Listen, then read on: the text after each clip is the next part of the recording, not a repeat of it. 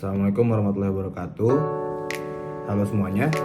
Sebelumnya perkenalkan, saya Greta Bintang Utomo dengan NIM 11.123.140.680. Di video kali ini saya akan membuat video untuk tugas hukum ketenagakerjaan dengan membahas kasus sanksi pidana bagi pengusaha pelanggar hak serikat buruh studi kasus PT King Gym Indonesia. Mari kita mulai videonya. Kasus ini menjadi fenomenal karena berhasil membawa pengusaha ke ranah pidana yang jarang terjadi dalam hukum ketenagakerjaan Indonesia. Namun, di balik kemenangan ini, muncul berbagai dilema terkait perlindungan hak buruh dan penyelesaian sengketa tentang kerjaan. Bagaimana kisah lengkapnya? Mari kita bahas. Yang pertama kita mulai dari latar belakang kasus ini. Pada tahun 2007, Serikat Buruh Federasi Serikat Pekerja Metal Indonesia atau FSPMI di PT King Gym Indonesia atau KJI mengajukan permohonan perundingan kolektif untuk menyusun perjanjian kerjasama bersama atau PKB. Tujuannya adalah melindungi hak-hak seluruh pekerja termasuk buruh kontrak dan buruh lepas di perusahaan tersebut. Sayangnya, manajemen perusahaan menolak permohonan tersebut dan justru membentuk serikat buruh baru yang bukan bagian dari federasi manapun. Ini jelas bertujuan untuk melemahkan posisi FSPMI. Berdasarkan verifikasi dari Disnakertrans Pasuruan pada Januari 2008, FSPMI KJI sebenarnya didukung oleh lebih dari 50% pekerja, sehingga berhak melakukan perundingan kolektif. Namun, manajemen tetap menolak hasil verifikasi ini dan menolak berunding. Merasa tuntutan mereka diabaikan, serikat buruh akhirnya melayangkan surat somasi dan melakukan aksi mogok kerja selama 1 jam pada 14 Mei 2008. Aksi ini diikuti oleh 102 dari 164 anggota serikat. Namun, tanggapan manajemen justru mengejutkan.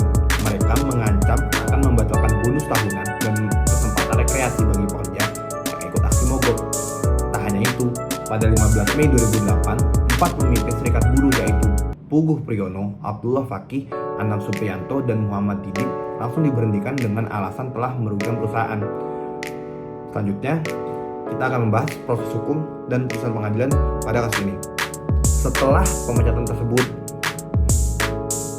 para pemimpin serikat buruh memutuskan untuk tidak membawa kasus ini ke Dinas Tenaga Kerja dan Transmigrasi atau Disnakertrans atau Pengadilan Hubungan Industrial atau PHI. Mereka justru melaporkan ke kepolisian sebagai tindak pidana berdasarkan UU nomor 21 tahun 2000 tentang serikat pekerja atau serikat buruh. Pasal 28 ini melarang tindakan menghalang-halangi atau memaksa pekerja untuk membentuk atau tidak membentuk serikat buruh, menjadi pengurus atau anggota serikat buruh, menjalankan atau tidak menjalankan kegiatan serikat buruh. Pasal ini juga melarang pemutusan hubungan kerja, mutasi, penurunan jabatan, intimidasi, atau kampanye anti serikat buruh. Proses hukum yang panjang membuahkan hasil pada 12 Januari 2009. Pengadilan Negeri Bangil menyatakan manajer umum PT King Gym Indonesia, Fatoni Prawata, bersalah melanggar hak berserikat buruh. Ia dijatuhi hukuman 18 bulan penjara. Keputusan ini kemudian dikuatkan oleh Pengadilan Tinggi Surabaya dan Mahkamah Agung menjadikannya berkekuatan hukum tetap. Ini adalah kasus pertama di Indonesia di mana pengusaha hukum dipidana atas pelanggaran hak berserikat buruh. Selanjutnya, implikasi dan catatan kritis atas kasus ini. Kasus ini menciptakan presiden penting dalam perlindungan hak-hak buruh di Indonesia. Di satu sisi, putusan ini menunjukkan bahwa hukum bisa berpihak pada buruh dan menegakkan keadilan. Ini menjadi peringatan keras bagi pengusaha agar menghormati hak-hak pekerja dan tidak melakukan intimidasi terhadap serikat buruh. Namun di sisi lain, kasus ini menimbulkan dilema. Keempat pemimpin serikat buruh yang dipecat tetap tidak mendapatkan pekerjaannya kembali. Masalah awal terkait perundingan kolektif juga tidak terselesaikan.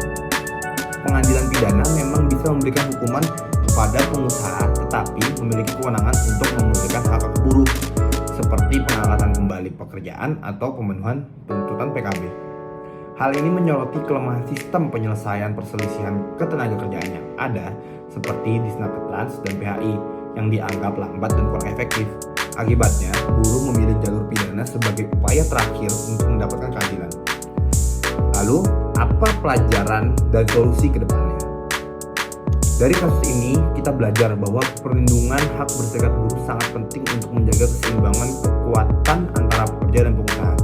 Namun, penyelesaian sengketa ketenagakerjaan sebaiknya lebih mengedepankan mediasi dan negosiasi daripada jalur pidana. Karena setelah konflik berakhir, kedua belah pihak seringkali masih perlu bekerja sama. Oleh karena itu dibutuhkan mekanisme penyelesaian yang lebih adil, efektif, dan cepat. Disinilah peran lembaga-lembaga seperti Disnakertrans dan Pengadilan Hubungan Industrial yang harus diperkuat. Reformasi terhadap sistem ini sangat mendesak untuk mengembalikan kepercayaan buruh dan pengusaha terhadap proses penyelesaian sengketa yang lebih harmonis. Lebih dari sekadar menghukum pengusaha, yang terpenting adalah membangun hubungan industrial yang sehat dan saling menghormati di antara pekerja dan perusahaan.